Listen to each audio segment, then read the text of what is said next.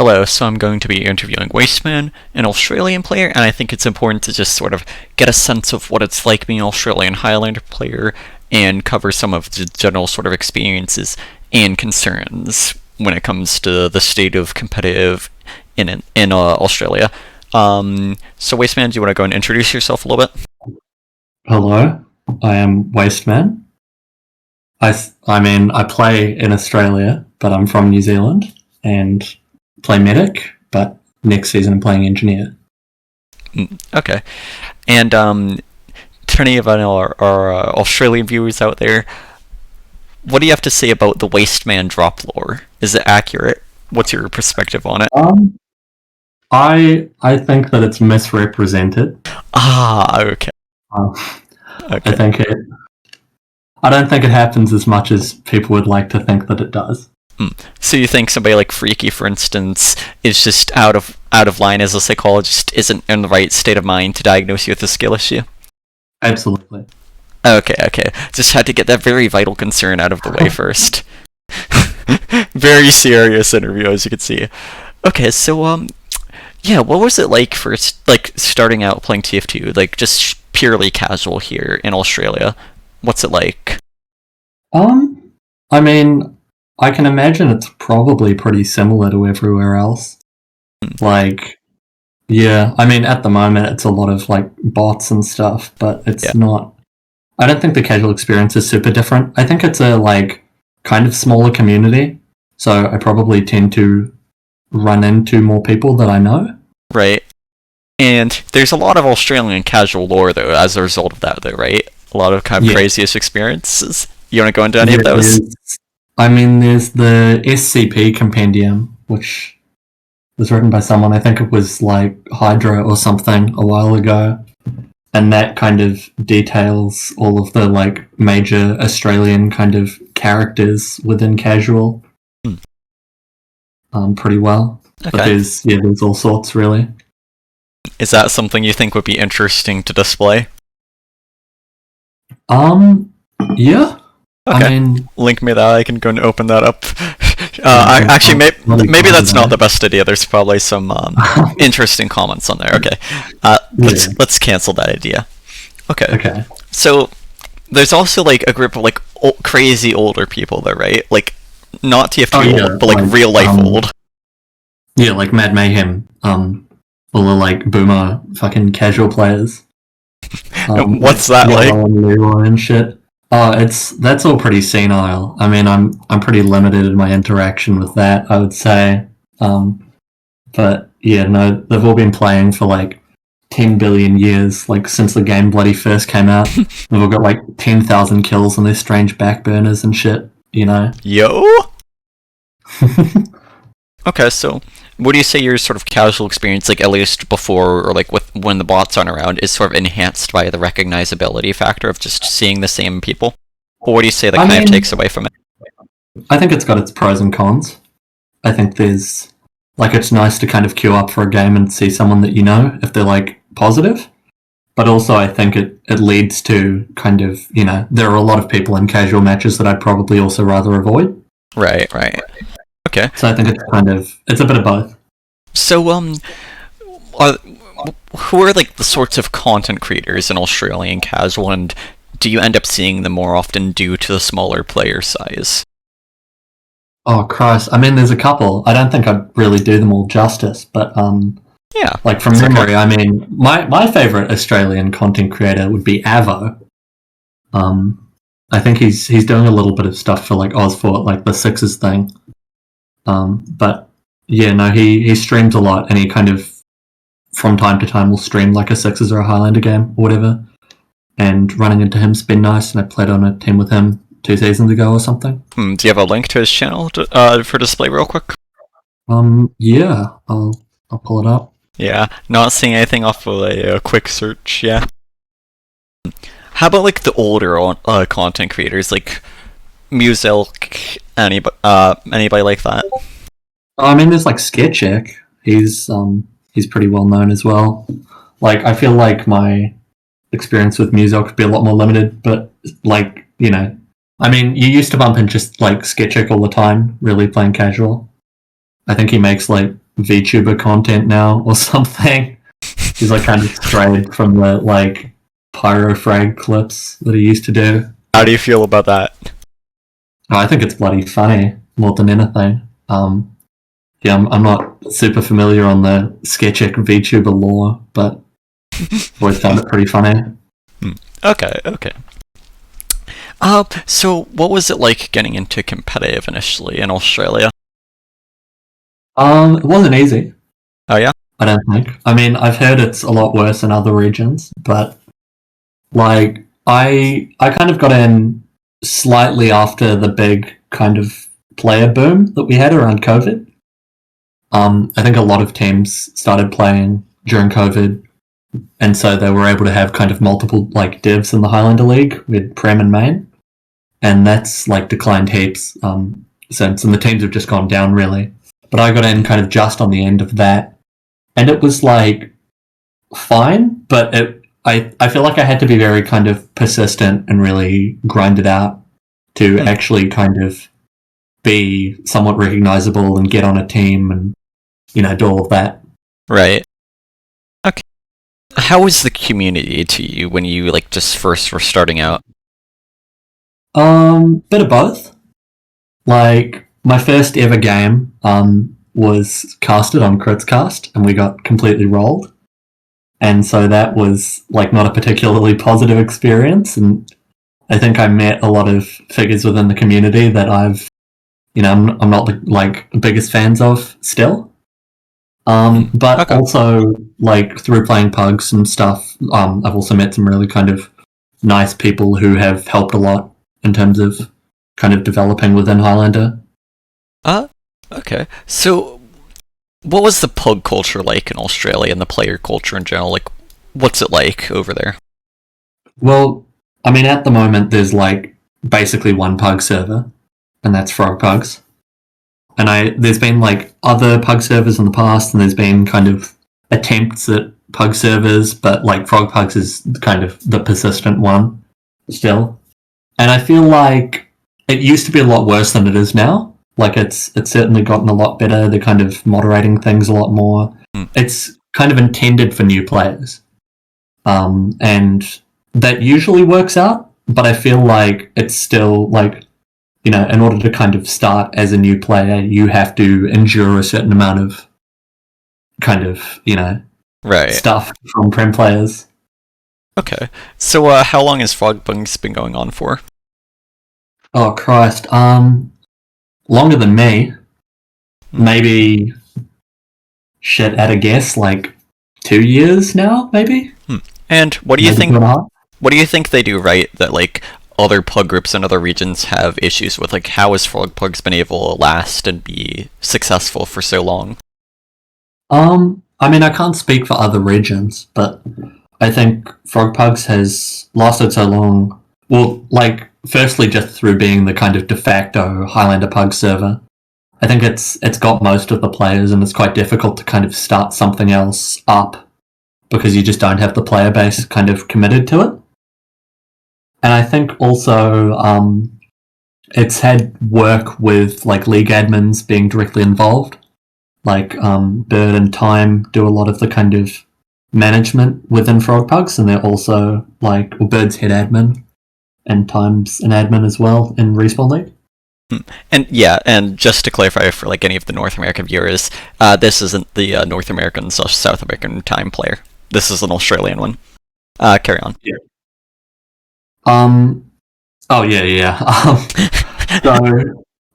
yeah. I think like that's been quite good, and I mean, they've got kind of, you know, there's like the new player kind of priority system, which is called like the tadpole system, and they do a lot of things like that, right? I mean, I think it's designed to encourage new people, supposedly encourage new people, like first and foremost. And so there's a lot of like mentoring, and there's kind of more advice. I think it's very kind of oriented around that. Right. Okay. So you think just like the way they kind of like coach, mentor new players really helps us like keep interest in it combined with league integration? Yeah, I mean, that's basically how I learned to play Medic. was just kind of grinding out pugs and getting mentored by people kind of adjacent to frog pugs or the community. So, how hard was it to find a team in Australia? Well, my first ever Highlander team was just people I knew, like IRL, and we lost every single game that season. And then I think only one of them still plays now. But in terms of like captaining, which is like I captained the season after because I think it's quite difficult to kind of get onto a new team, or get onto a team as a new player, in the sense that you're not particularly well known, and the only kind of type of team that's going to take a gamble on a not very well known player is like a completely new team itself. And there aren't that many teams, right? No, no. Last season, I think there were like 10. It's looking like there's maybe 11 or 12 next season. Compared to, I think in my first season there were 18. We had like 2 divs of 9 teams or something. And now it's like 1 div or 2 divs? Last season was 1 div. I think every other season before that has been 2 since about season 5. And what's it like playing with only 1 div? I mean, from my perspective, it doesn't really change because I'm kind of my team's a low-prem team. So, we're kind of competing for 4th or 3rd no matter what, really. But, from the perspective of people that I've known that have kind of played, on a team that would be considered like a high main team, and also people who play on a kind of high prem team, it sucks because you're not really versing teams that are around your skill level.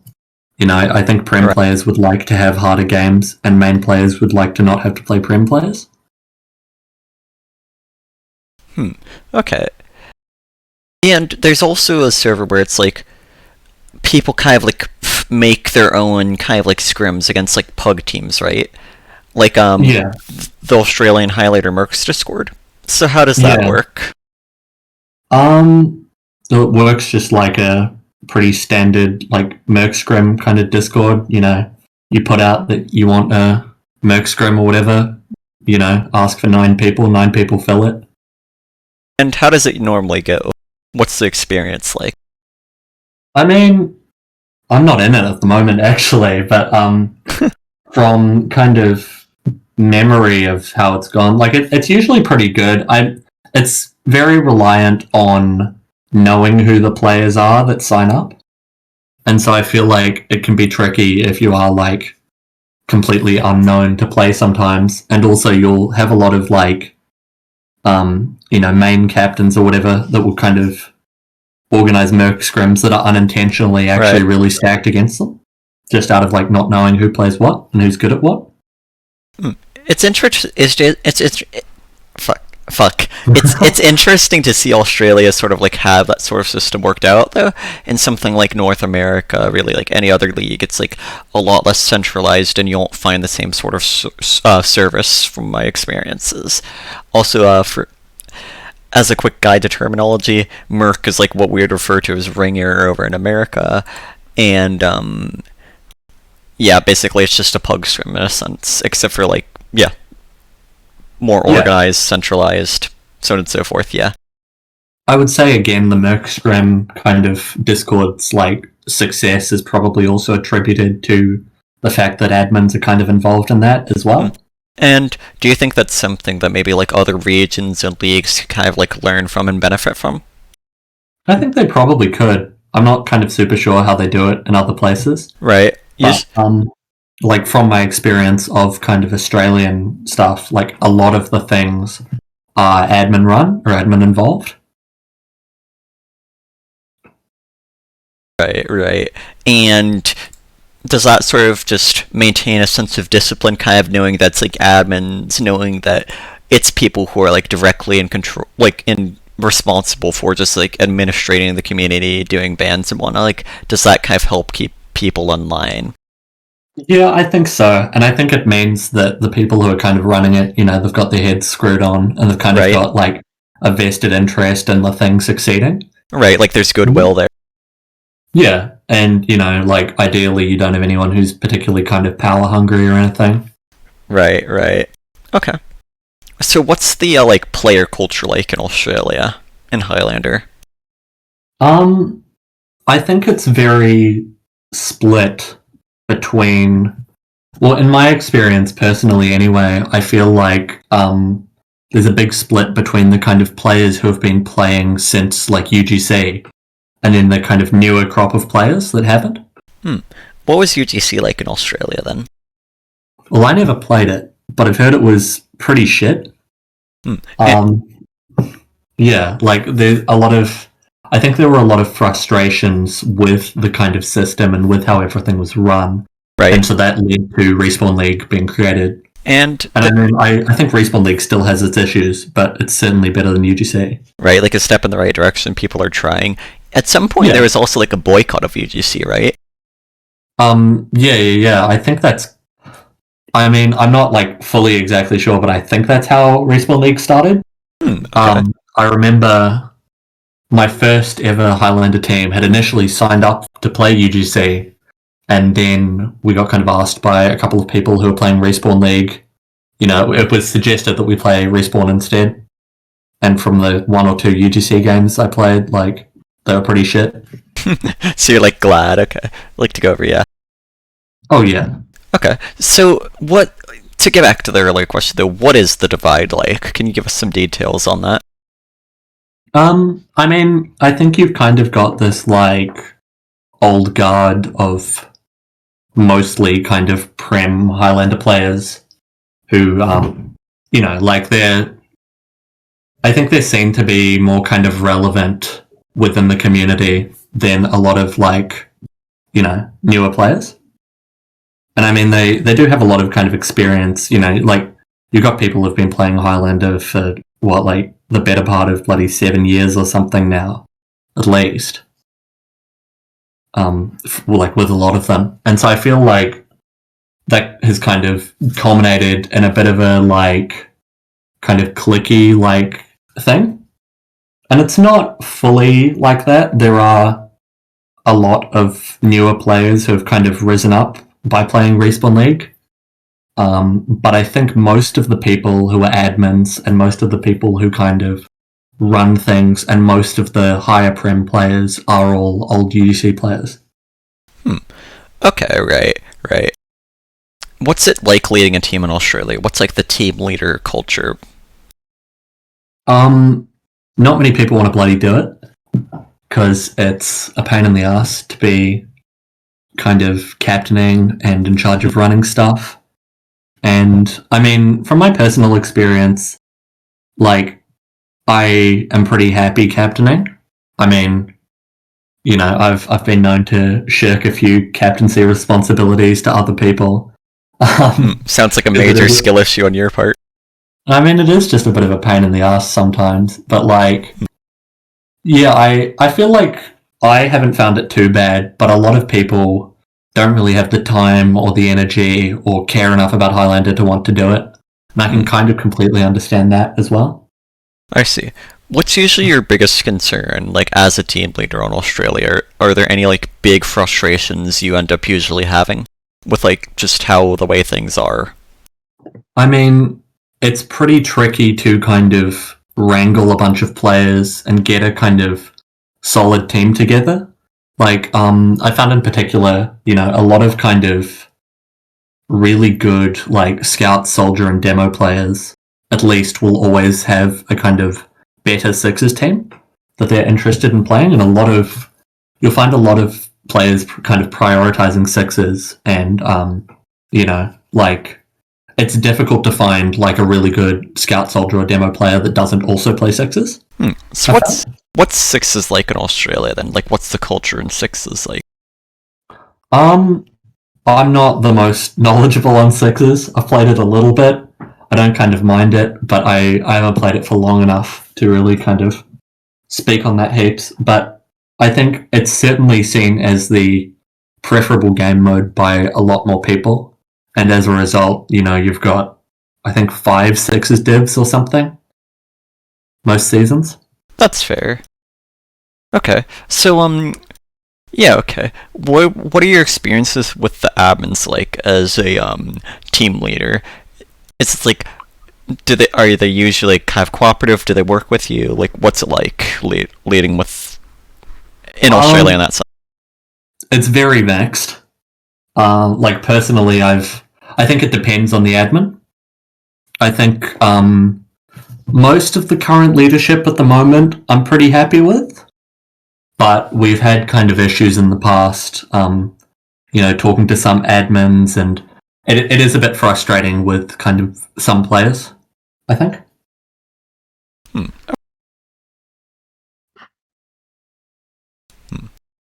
So yeah, what's RSO like? How is it ran? What's the administration like? Well, the administration is kind of like there's a really strong link between the Respawn League administration and Qixalite, which are the kind of like major server provider, and also with Critscast. And so most things that get done in Australia are kind of, almost every game's played on a Qixalite server, and when something gets casted, it's usually by Critscast. And that's been changing a lot lately. I think there's been frustrations with Qixalite and Critscast. I've got quite a few frustrations with Qixalite and Critscast. What sort of frustration? Well, my team aren't allowed to get our games casted by Critscast in Blacklist. And why is that? I don't know exactly. I'm not fully completely sure, but yeah, no, I don't think they're too keen on us. Okay. For whatever reason. How about the admin team themselves? Like, without the outside influences, how are they? Depends who you ask. Well, I'm asking you. You're asking me. Okay, well, I've probably got to speak like a little bit carefully here, but I don't know how many people are going to see this. Probably like 20 or 50 or something. Maybe 80 if it ends up being popular. Well, we'll hope there's not any bloody admins watching then, eh? There will be. I've found that some people have had a lot of frustrations with the admin team in terms of kind of corruption or perceived corruption. And I mean, I can't really speak on that fully, but yeah, I know that there's been a lot of kind of, you probably get like a scandal every season or something that's seen to be pretty major. And that's a lot of the time that will kind of involve an admin or a couple of admins. From my end, I've had a lot of issues with, like, I don't know, I feel like the perception, like my personal perception of some of the admins is that they're rather kind of ineffectual, that a lot of them don't actually really seem to be making super significant changes. And I know that they have over time. I know that Respawn League is a lot better than UGC, but it feels like we've also got quite a long way to go in Australia, especially in terms of kind of growing the player base. I found that not enough work has really been done there, and you're seeing every kind of Highlander season, it's on like a downward trend in terms of players. And so, that's particularly kind of obvious last season, reverting back to one dev. And what do you think the admins can do about that, RSL? I think it would be nice to see more encouragement of new players. And within the kind of Pug and Merc Scrim servers, I think that could be made, I like that's where most of the kind of player base starts out from. You don't see too many people kind of making a team and then playing without having already played some Pugs or some Merc Scrims to kind of get a feel for the game. And so I feel like a kind of greater focus on making it a really, really solid experience for new players could certainly help. Okay. What do you think the community can do? Like the people, the players themselves, what can they do about it? I think we would have a stronger player base if more people were to captain. Like, I think, if more people are captaining, you're getting more teams and more people are getting convinced to play. Okay. I think maybe the admins could offer some, like, captaincy incentives or something. I kind of don't know any, like, specifically what that would entail, but it seems like if there was, like, some kind of incentive to make a team, you would get more people playing, because it is quite tricky relative to sixes to make a Highlander team. Finding kind of 8 other people plus subs who are willing to play all sorts of classes and stuff. So from the sounds of it, the admins are doing a lot in the way of like community initiatives, right? Like, how about the community themselves? Like players that aren't on the admin teams? Are there any sorts of like interesting community initiatives or projects that any of those people are doing? Yeah, no, completely.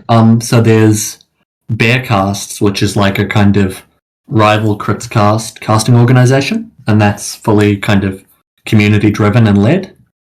And I've done, one or two kind of small casting things for them.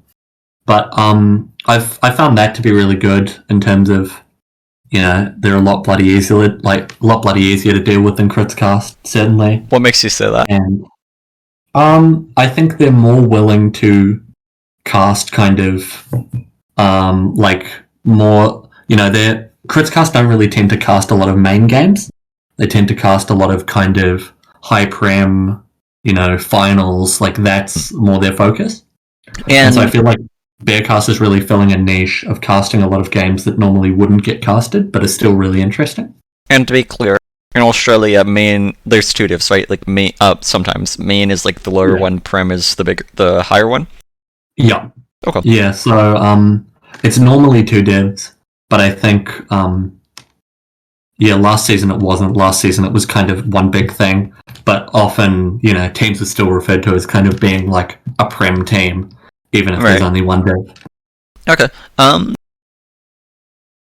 about some other community projects? Well, there's Bakes Pugs, which is, was developed by Bakes, and it's kind of a, like, I suppose you'd call it like a mix, where, like, two kind of, it's like a merc scrim, but both teams are filled with players. And so, I think the kind of concept behind that is making a better space for newer players who want to kind of try out other classes in a kind of slightly more pressure-free environment than Frog Pugs. I think one of the kind of bigger issues of Frog Pugs is that by being the only pug server in Australia, it kind of has to cater to everyone, and so naturally has catered a lot more towards Prem players than it probably should. And so I think Bakes Pugs is kind of addressing that issue a little bit by making making kind of games that can be played by lower main players and then also enjoyed by other people who are off-classing. Okay. So I've probably played just about every class in a kind of Highlander context on Bakes Pugs and enjoyed that a lot more, kind of playing against, newer players who want to really focus on their mains. Right. And they just run like 1 or 2 of those a week usually. Okay. Yeah, there was a person I played some of those, pretty enjoyable. Of course, I don't really play that much almost these days due to the ping thing. Yeah. Code making, I don't know, ping higher with the routing. You don't really see heaps of international players in Australia. I think you get a couple of Asian players every season. Just kind of wanting to play hit scan or whatever, but I haven't had to deal with too many international players. No burgers. No, barely. I think it's like you and bloody Luigi. Ah, yeah, Luigi. Okay. So, any other sorts of interesting community projects, or are those the main 2 right now? I think those are the main 2 at the moment. I think there's kind of other things maybe in the works, but it's, nothing kind of super concrete at the moment. Right. So, what are some interactions you had with Luigi? What sort of influence did he have on the Australian community? He barely had any influence on me. I don't think I haven't played with him heaps, but I'm more kind of aware of his existence.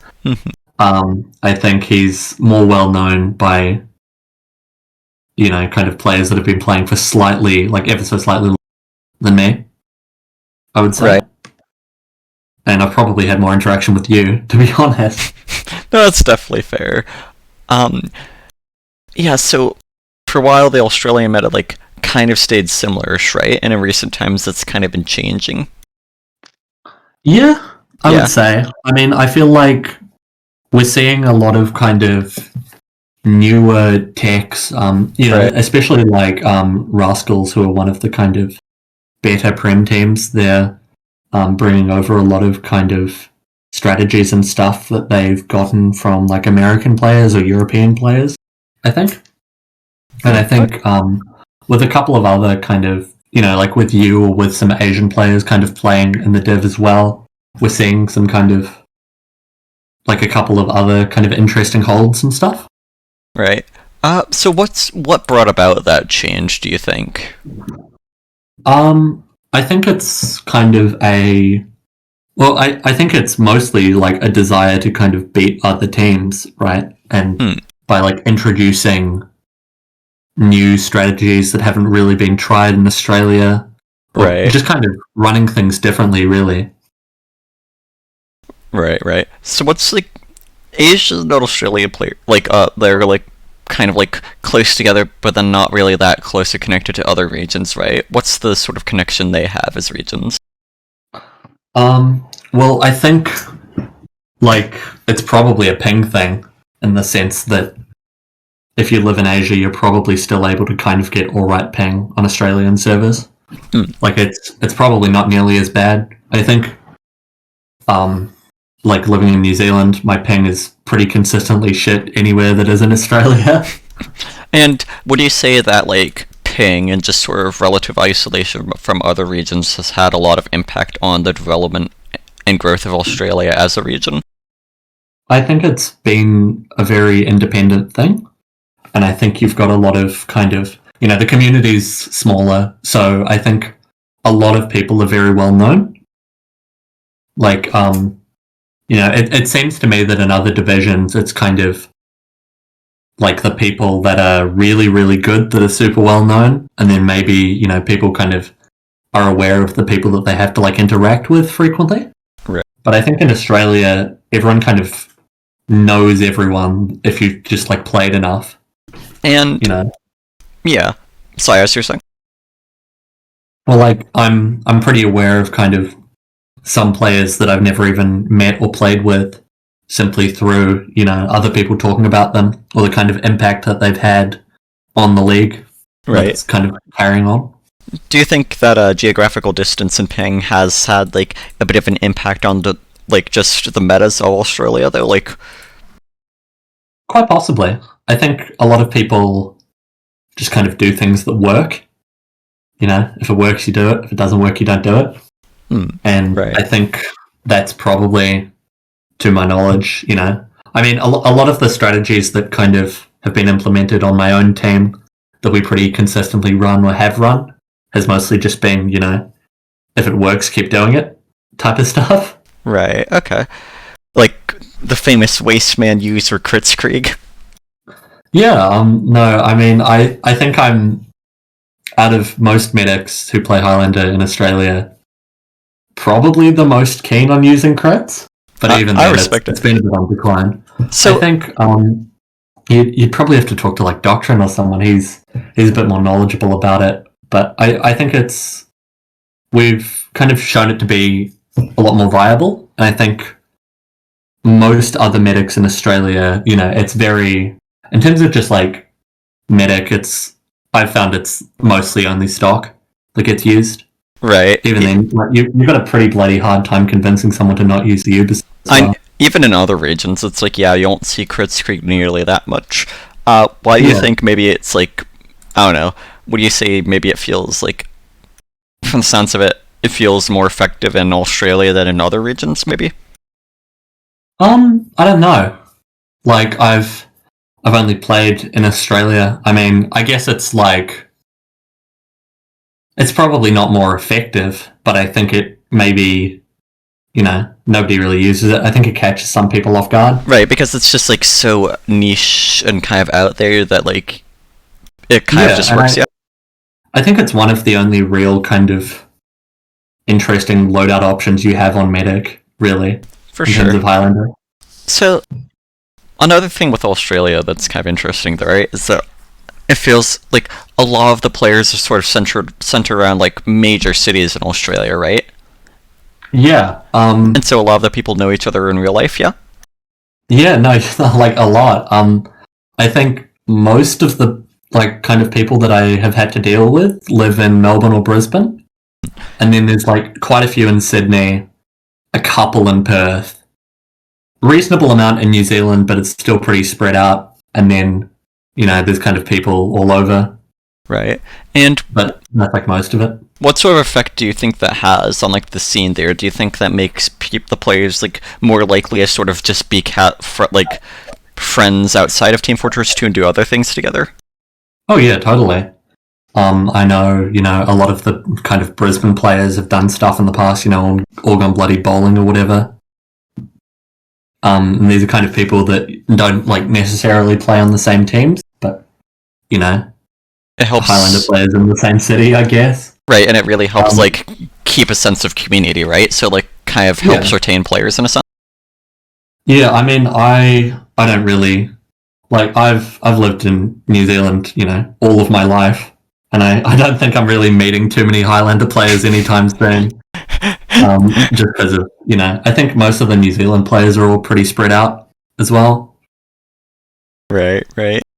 So you touched upon just like Qixalite earlier, right? Yep. Do you have anything like further to say on the matter, like experiences with it, just sort of personal thoughts and insights, like more concerns, like what's it like? Well, my kind of personal issues that we've had with Qixalite have mostly revolved around it being kind of the official server provider for Respawn League, and thus it being very difficult previously to kind of use other servers.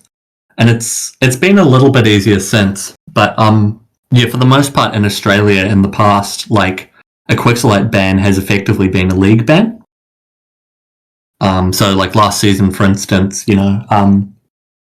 Kurt, who played heavy on my team, got like a 2-week Quix ban for saying something in like an Oz Fortress game or something. And so, well, he said it in sixes, but it is effectively also a 2-week Highlander ban, just based on that. And that's kind of been quite frustrating for people. And I remember in the grand final a few seasons ago, like CK or someone got banned for saying like they kind of combed through his like Qixalite history or whatever, found something that could kind of get him banned, and then subsequently he couldn't play in that grand final. And I know that there are a few kind of Prem players who are quite bitter over that, and the fact that they kind of had to play the grand final on a Qixalite server and were subsequently down a player. Well, down like a core player. They got a sub, I think. And do you think it's like necessarily a bad thing per se? I think it would be good if, it would be good if there were more server options, or if there was kind of less of a strong link between Respawn and Qixalite. Because, yeah, I think the idea that a Qixalite ban is a league ban isn't particularly kind of favourable to me, I would say. Right. I know that it's a lot better now, but yeah, there's kind of been a lot of specific kind of grievances with Qixalite servers and how Qixalite have kind of run things. Okay. Let's see. Right. So, does it kind of have the effect of just really impacting how comfortable people feel in the community? Just have like pretty much having Qixalite be able to arbitrate over you like that? I think it depends on the person. For me, I'm not particularly kind of all that happy with it, just because of the impact that it has had on some players, in the sense that, they'll get banned for saying something in a completely different game mode or something. Even just like a 2-week ban can be incredibly frustrating. And while you can play on other servers, I think like a lot, like other servers in Australia also have had specific issues. Like there isn't really a dedicated other server provider. A lot of people use like OzFortress servers or something, but in the past they've been notoriously pretty unreliable. But like, And so it kind of results in using, people's like personal servers. right, and the Never had their own. grievance in specific is that it's just like Qixalite determining the bans and not the league itself. Yeah, I mean there is a very strong connection between Qixalite and the league. I think it's a lot stronger than they like to kind of pretend that it is. But yeah, as a result, you can effectively get league banned without getting league banned. So the admins don't have to like deal with any of it. I see. Yeah. Okay. I mean, I don't know if that's like necessarily fully the reason. I don't completely know why the reason is. I think it's easier to get banned from Qixalite in some senses than it is from Respawn League, in kind of how the criteria around what is like infractable in Respawn compared to what can get you banned in Qixalite kind of is. Right, so it's like, specifically, it's just like the issue is how much influence Qixalite has over things relatively. Like, yeah, I of would the say. league.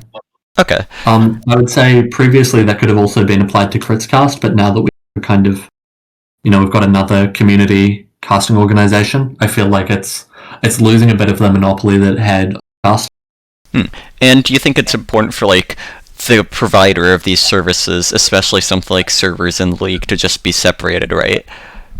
Yeah, I mean, personally, I'd prefer a lot more kind of neutrality from Qixalite. I mean, I know there are like, you certainly should be punished for saying certain things, right? But I think a good alternative would be maybe a second server provider or something, because but in particular, kind of working around people's Qixalite bans has been quite frustrating, especially when what they're saying wouldn't actually get them banned from playing within the league itself. Right, and from what I've heard, Qixalite can be kind of like biased and very subjective when it comes to like what they ban over, like certain things that bother them, right? Yeah, I mean, I'm not specifically super familiar off the top of my head with stuff like that, but I feel like, like a lot of the things that people get banned for or warned for on Qixalite seem to be pretty open to like interpretation. And I've seen people say things that feel like they should be bannable but aren't. It's kind of tricky, I think. But I mean, I'm not necessarily, I think Qixalite can ban people for like whatever they like, but I think without a kind of other good server alternative, it's quite tricky. Right. So, like dealing with that. You think they should be like held to like a certain standard, kind of, if they are just like the only provider? Yeah, I think so. Because it's not only for Highlander, it is also kind of for Sixers. I mean, you're able to use OzFortress servers for both of them, but the OzFortress servers are kind of seem to be less good. I'd think another concern would be just like if it's something you're trying to use for community games as well, though, right? Like they have so much power over basically just everything there. But then it also applies to they also have like that same sort of influence over a region like Asia, where they're also like the very dominant influence when it comes to servers. I mean, like in a sense, it's like every single pug, every single merc scrim, most of the like scrims and officials that you're going to play are on a Qixalite server, right? Right. Like, I think in terms of playing Sixes, you do see OzFortress servers a lot more frequently, but like there's a lot of Qixalite kind of usage. And you think that like just those community groups, the leagues, just like whoever might be using Qixalite should have the right to determine what a person should and should be banned over rather than the server provider themselves? Yeah, I think if it's something that you can say that isn't kind of infractable within the league, then it's frustrating to still not be able to play because it kind of breaks the Qixalite terms of service. I feel like they should be similar or like the same, ideally. And then I think that would kind of make things a whole lot more easier. So what do you think Qixalite could do to like improve on this, to address these concerns, especially if they're going to be doing something like their own Pug service going forward, which people have also kind of brought up as like a concern given their tendency to sort of use that influence? it's less what they could do specifically and more what other people could do, in the sense that I think it would be nice to see some kind of real competition towards Qixalite in the same way that Bearcasts have done for like Critscast. I think it would be good to have kind of other servers, and that way there's kind of options. Well, let me rephrase it. Do you think that Qixalite necessarily has like ill intent in mind, like Coden in specific? If not, what would your advice be to him? Like, what could he do to change things and help out? I would hope that within Australian Highlander there isn't anyone with kind of ill intent at all. Right, but then it's not even just Australian Highlander. It's other regions too.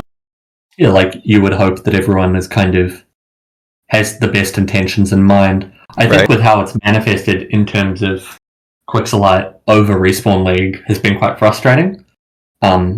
And I think, like maybe the connection between Qixalite and Respawn League is to a degree intentional, but I don't know if they're, intentionally kind of trying to make things difficult.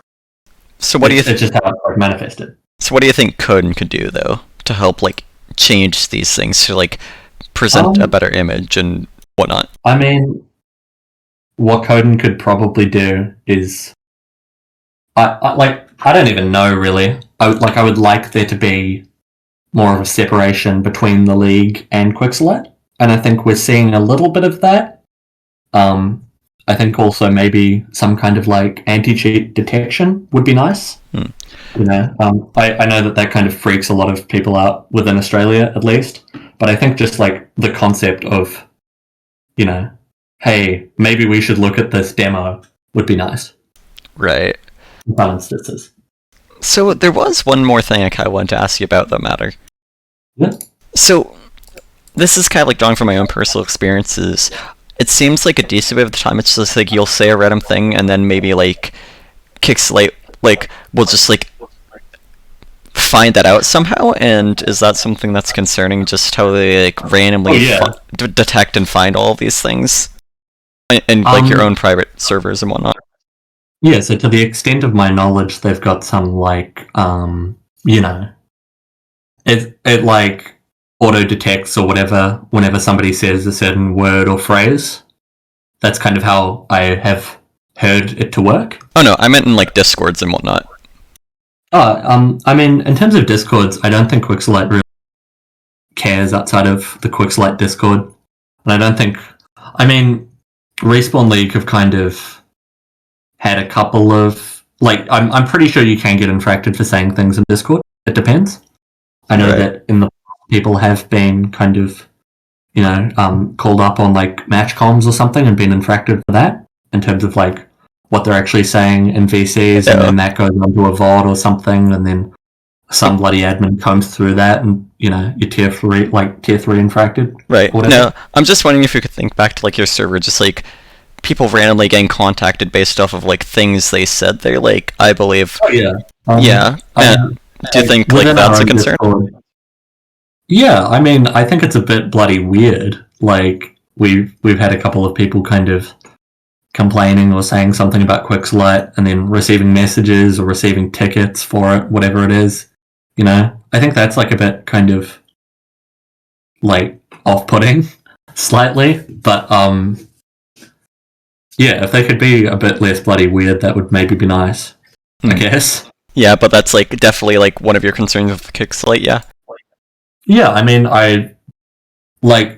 there are certain things that people should be kind of warned or punished for, like saying, certainly. But I think maybe, like, some of, at least from the kind of Highlander circles that I am in, I think the perception of Qixalite is that they're kind of very, like, kind of austere in the way that they talk to people. And I think it feels a lot less kind of personal. Right. Well, what sort of a vibe does it give you, though, just like randomly being contacted over these things by Qixalite in your own Discords and servers? Well, I've actually never been contacted. Right. Fortunately, I've never been pulled up on.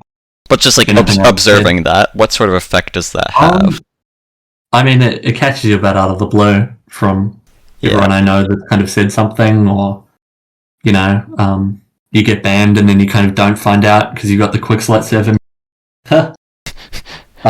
Stuff like that. No, I mean, yeah. Not relating to like bans directly though, but just like people randomly getting contacted over for like non-administrative reasons. Do you think that's something that just like bothers people? It is a bit strange. I think people do get a bit bothered by getting pulled up for stuff out of the blue. Right, like on their own Discords, right? Yeah, on their own Discords, like not saying anything that is specifically within a Qixalite server, but just saying maybe something about Qixalite. Right, and do you feel like, maybe that's something they should just like change from stop doing? Because like the vibe I sort of get is that it makes you really just have to wonder about who you can trust. Like, what Qixalite has where, right? Like, it's just so weird to see. I think it's pretty obvious who kind of within Qixalite, like I think everyone kind of knows who the people that would be saying stuff like that are. It's like within Australian Highlander, I think it's certainly a trust thing about what you say to who, And what do you think Qixalite's motivation to sort of just do those things are? Is it just them trying to like be proactive? I think it's probably out of a kind of professionalism thing or something. I'm not really sure. I mean, I'm not super concerned about it in regards to my own team because most of the time that it's happened, it hasn't been particularly major, and it hasn't really genuinely happened to that many people that are on my team. But I've seen it happen to kind of people that I've played with in the past or whatever. Do you think it's just like sort of a transparency thing? Yeah, maybe. I mean, I'm just like the way they go about. I'm made like a little bit uncomfortable by it, but I don't think it's really as major of a thing as the kind of monopoly that Qixalite have on Australian Highlander. I think that's probably more concerning to me. And Asian, and to an extent North American, although in North America there's like a lot more infrastructure, But it's just like, I feel like it's kind of concerning seeing like the sort of approach they take in Australia. Like, I feel like it's just interesting to think about, right? Just seeing about how that can maybe affect other regions, like potential concerns, things Qixalite should like be held accountable and addressed going forward. Yeah. I think this would probably also be solved by a competing server provider, really. Like, I think, having a kind of choice as to what you're playing on and kind of who's running it might be nice. Yeah, that's fair. But I definitely feel like it's just important to address this, like, with them going forward with, like, this whole pug thing, right? Like, it's just kind of concerning given how they've gone about things today, And that's, like, even in South America, they have a lot of servers. I don't know. The Qixalite network seems pretty bloody worldwide. Yeah. I think that's about all I want to cover. Again, it's like, Okay. Like on the Qixalite matter, It's just sort of interesting to talk about it all. It's not like, I don't necessarily think that they're like, that they have ill intent or anything. It's just like, I feel like it's things that they should really address and sort of like improve from, right? Like that's the point of all of that. Well, I'm sure everyone involved believes that they're doing the right thing to make Australian Highlander better. Right. Ultimately, right? Right. I think the way that that's manifested to a lot of players is kind of maybe a bit of a distrust of Qixalite or of the admins or stuff like that. Or of other players. Yeah, I think I've certainly got a reasonable amount of distrust for a lot of the kind of organizations within Australia that are being run, even some of the newer ones. And I imagine that's pretty harsh in like a smaller region with only 1 to 2 divs per season. Well, certainly, right? Yeah. Like a lot of these people very personally. Right. It's like I think most of the people that are currently playing, I've played in Pugs with, or played on a team with, or interacted with in some capacity. Right.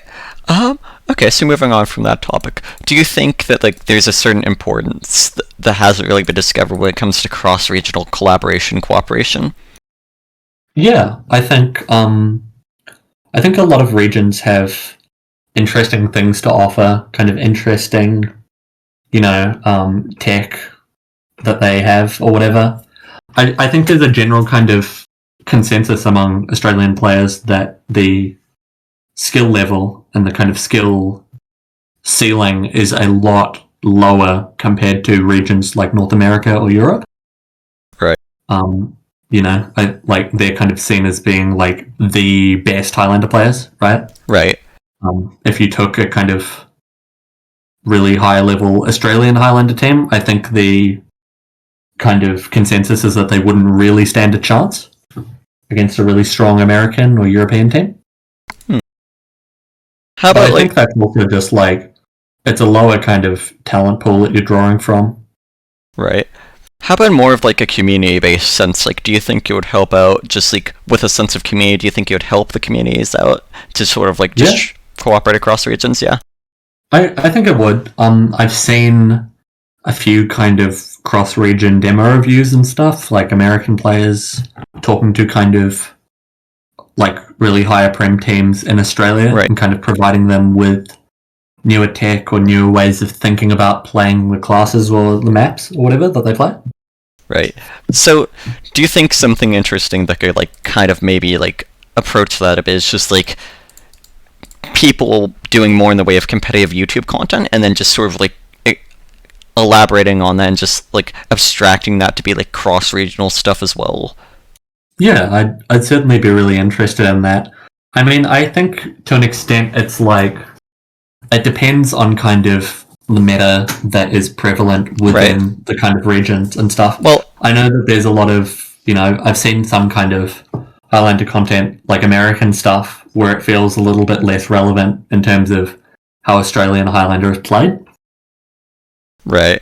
I'm just thinking like kind of more like specifically, you know, stuff like class roundtables. I feel like it could be really interesting just seeing what all the different regions have to offer and like just giving them all a bit of a voice, you know?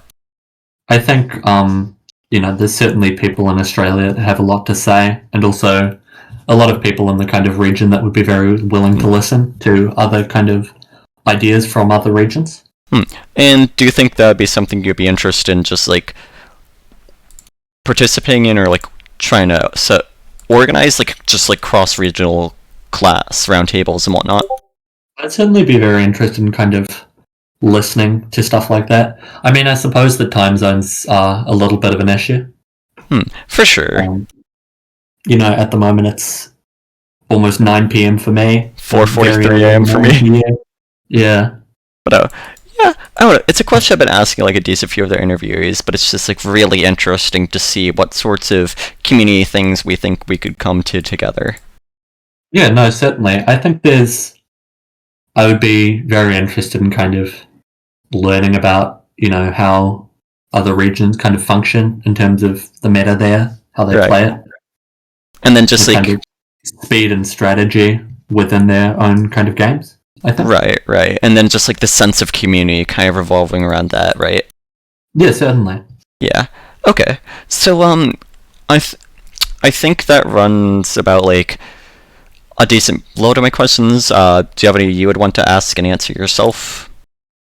Not particularly. I mean, yeah, I feel like Australian Highlander is pretty kind of small in player base and in scope and in, you know, I mean I think there is a lot of talent within the region, but also just in terms of how many players there are, like, yeah, it like the difference between high prem and low prem in some instances can just be like a team, but you know, it's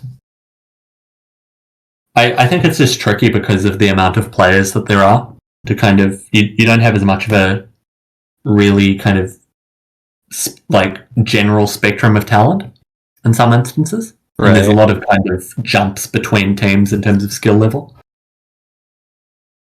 So what do you think? Do you think there's anything like maybe Australia does better than other regions as far as you're aware? I think it's pretty friendly for the most part. Everything's pretty kind of casual, I would say. And for most instances anyway, like everyone's pretty willing to kind of have a chat, I think. Right. For the most part. Okay. Okay. What do you think RSL needs to change? Like, what's the biggest thing they need to do going forward? What's their next move? Yeah, I mean, I would like a little bit more transparency on some things. I think the way that some of their kind of anti-cheat investigations function at the moment is not particularly kind of satisfactory, to me at least, maybe probably to also a lot of other players. Okay. And I think also the kind of really strong links that they've had with Critscast and Qixalite, I would like to see them kind of phased out a little bit more and more kind of community options brought in, so that kind of every level people are able to play the game and enjoy it. And like, you know, I think Bearcast in particular has been really good in the sense that they've been casting a lot of games that wouldn't normally kind of see the light of day, but I think are still kind of interesting, like, studies in Highlander. Right. You know, like I'm quite interested in how kind of I always have been interested in more kind of main Australian players getting kind of represented in terms of casting and stuff. And I know that it is certainly at a kind of lower skill level, but I think it is interesting nonetheless, and it's competitive and there's rivalry. It's fun. And I think in some instances it can almost feel like the stakes are a lot higher in main games because there is more of a sense that anyone can win it. A lot more diversity, yeah. A lot less like, oh, this is the best team. Oh, actually, that does give me an idea. So for a while, there's like this really dominant team in Australia, right? Like Red Pandas. Red Pandas. And how long did that go on for? Like, what was that like? Went on for fucking ages. Like, I don't even remember how many games they lost, but it was barely any. And they'd been playing basically since UGC. Similar players most seasons, been incredibly dominant, and were kind of generally regarded as not only being the best team, but kind of being unbeatable, almost. And how do you think they'd compare to like other regions? They'd probably get rolled by any like pretty good, you know, kind of high prem like North American or European team. Damn, alright. Yeah, I mean, like they were like widely regarded as being really good, and then they kind of disbanded and came back as a team called Blue Pandas, and that team did a lot less well. And I think since most of them are kind of retired or doing other things now, I think a couple of them still kind of maybe play here and there. But, you know, Red Pandas were kind of unparalleled, mostly in Australia. Right. So what do you think the next step for Australia as a community is? Is it just like going through with these and kind of like exploring these little community initiatives from like non-admins, like the smaller groups, like Bearcasts, Big Pugs? I think stuff like that is like, I think what the community needs going forward is to grow. Like it kind of did during COVID, but it was completely unable to sustain that. Right, it was like rising tide. Yeah, completely. And so I think like those community initiatives are kind of promoting like interest in main and an interest in kind of like the, you know, the kind of spectacle of games. And I like that's what I'm particularly interested in within Highlander, I think, is just like the characters and the people within it, the kind of groups that you get and the rivalries. I think that's right. A hell of a lot more interesting than, you know, watching Red Pandas win every season, right? So what do you think of the future is for Australian Highlander? I'd like to be optimistic. But are you optimistic? I don't know that I necessarily fully am, but I think it's been pretty tricky. I mean, if we get 11 teams next season, or 12 teams, I think 12 teams means 2 divs, and so that would be really great again. And if we get 11, then that's 1 more than last season, so I suppose there's some growth. But a lot of the teams that are getting formed now aren't really of new players or don't have too many new players. Right. Even the kind of lower main teams, a lot of those people have been playing, you know, 3 or 4 seasons at least now. And so they're kind of reasonably accustomed with it all. So I think Yeah, I think if they are able to kind of get more new players, not just playing a season, but playing 2 seasons and playing Pugs and kind of getting involved in the community, I think that would be really great. I think player retention is probably the biggest issue. Okay. So what's online gaming like in general in Australia? Um, well, I've kind of no-lifed Highlander for the past, year and a half or whatever. Understandable. Um, but yeah, I mean, it's probably similar to a lot of other places, but also very Australian in the sense that I think a lot of it is pretty casual and a lot of it is like very small in terms of player base still. Right, In terms like of, I mean, it's even more so in bloody New Zealand right. because you're playing on a Sydney server, you're playing with mostly Australians. I've heard like that a lot of older games, or like a lot of games that will like just sort of have player base counts and like player base issues in Australia. Yeah, like just not enough players. Yeah, there's not enough kind of people really, I suppose, kind of proportionally to other places. Right, and then it's like sometimes there's not even like dedicated oceanic servers, or sometimes it's just like if you want to play with other people, you get higher ping, right? Because it's just like so far away. Yeah, that's certainly been kind of quite frustrating.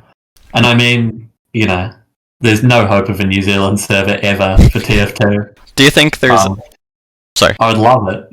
Like I think I'm consistently getting kind of 30 to 40 ping on most Australian servers though, and I'm reasonably.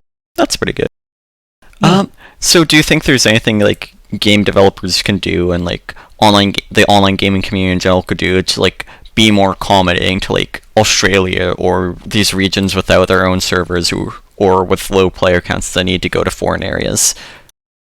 I think it is quite tricky just because of the kind of population thing.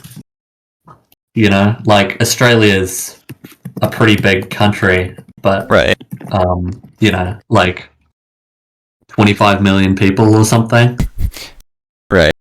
Which is, I think it's a lot less in comparison to Asian countries and like North American kind of, America and Canada, and also probably to just Europe, I suppose. So what do you think about the idea of just like something along the lines of dedicated regional liaisons to like just sort of help people in the transition across regions if that's something they're interested in, just like that sort of community outreach and cooperation, and then maybe just like giving general guidelines on a player's skill, like just sort of assisting leagues and kind of like cooperating with each other player base wise? Do you think that would be something worthwhile for leagues to look into doing? Yeah, I think it's completely worth exploring. I mean, I think on the Australian end, there's still a lot of kind of difficulties in terms of retaining players, but I think the kind of idea of help from other regions and kind of, other regions providing kind of advice on different things and different perspectives is really interesting. Oh yeah, definitely. Okay. Do you have any like sort of like favorite memories or like experiences or interactions in the community that you think were interesting that you want to like look back on and talk about briefly?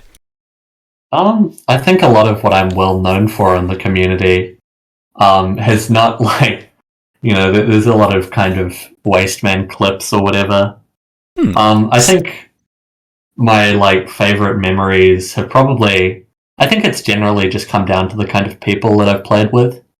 I think a lot of the seasons really blur together in terms of Australia, I would say. I don't know if that's different in other regions. I imagine it's probably kind of similar. Yeah, in a sense, yeah. Like the kind of Highlander time thing. So I guess a lot of I've had some really kind of strong positive memories playing with the people that I have played with. I think my team at the moment, I'm pretty happy with them, playing with them. Are they your favorite team? I think every team that I've played on's been better than the last. Okay. Just in terms of people on it and kind of, also skill as well, I can imagine. How about favorite teammates?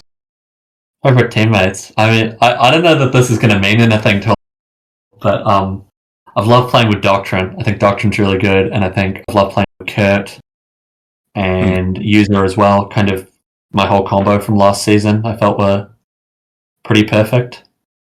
Okay. Do you have any of your famous skill issue diagnoses to offer? Do you want to talk about the lore of that? Oh, I mean, I think as a medic, I'm just a bit shit sometimes. It's pretty old now. There's the like steel pit clip that happened like a year ago or whatever, which has become pretty notorious of just me accidentally falling in like with the rails up. But that, yeah, I think that became quite a big thing.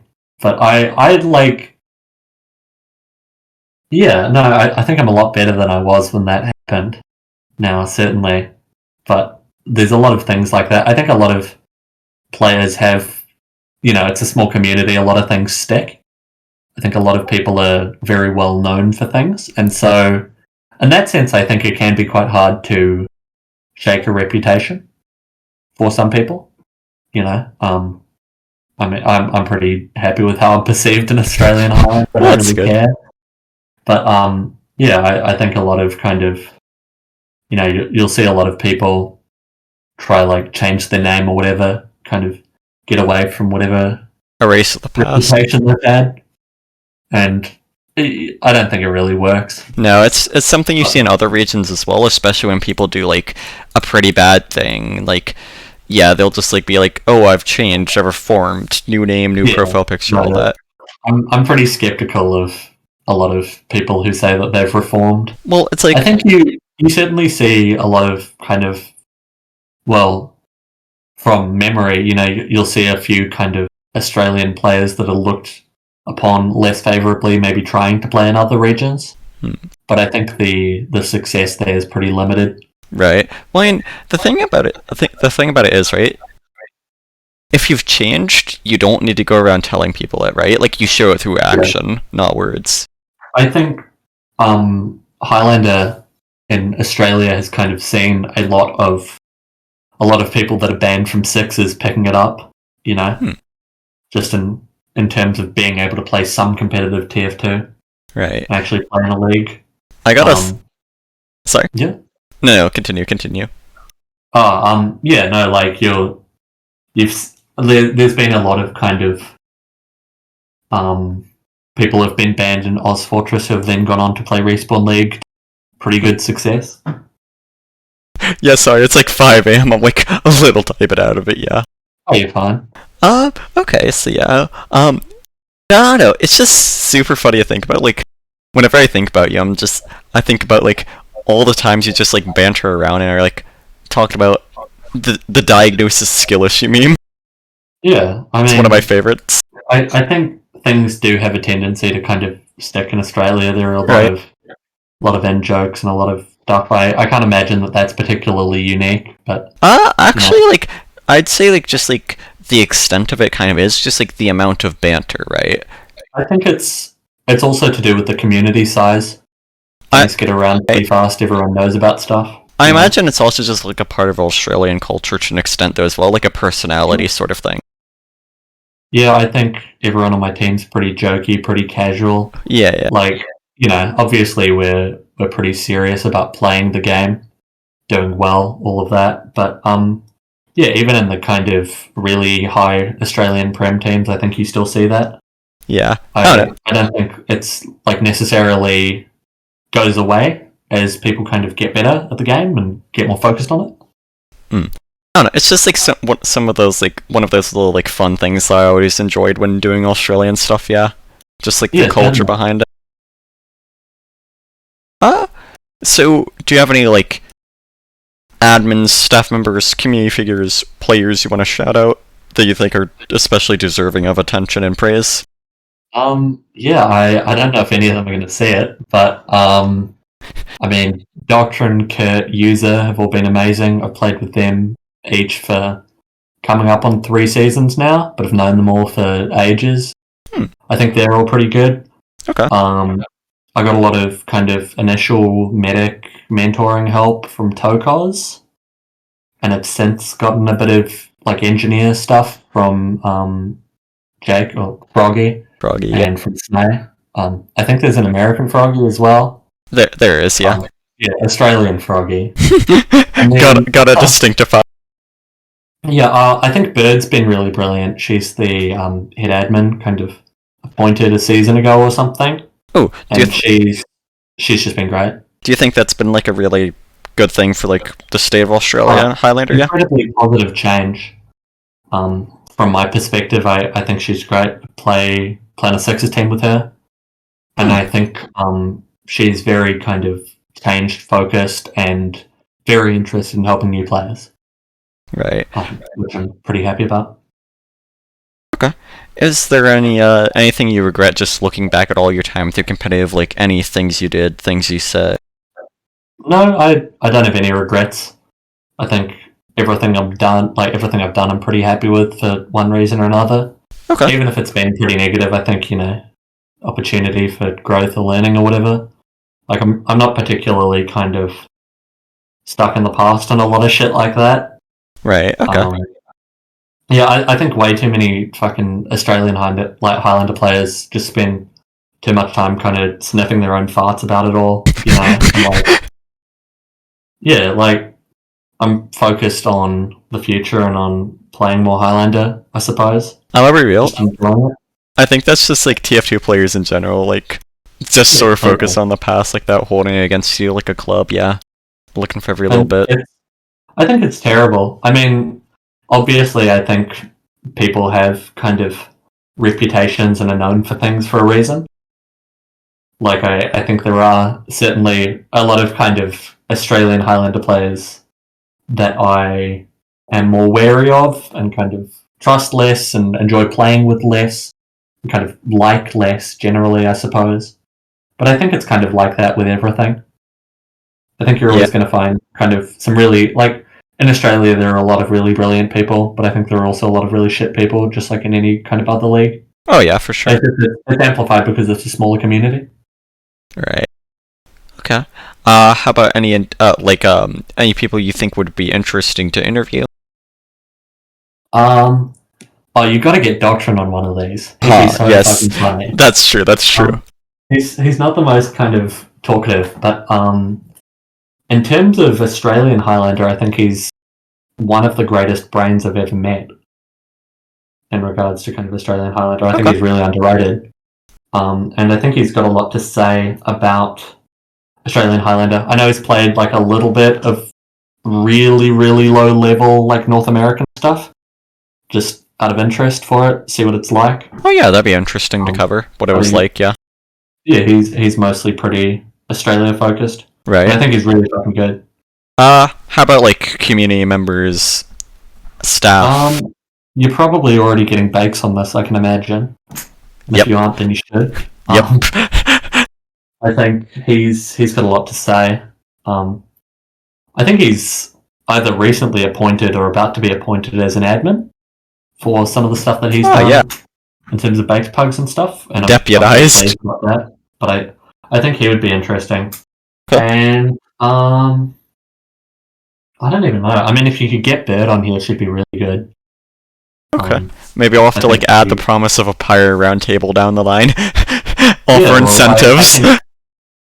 I think she's like the best pyro in Australia.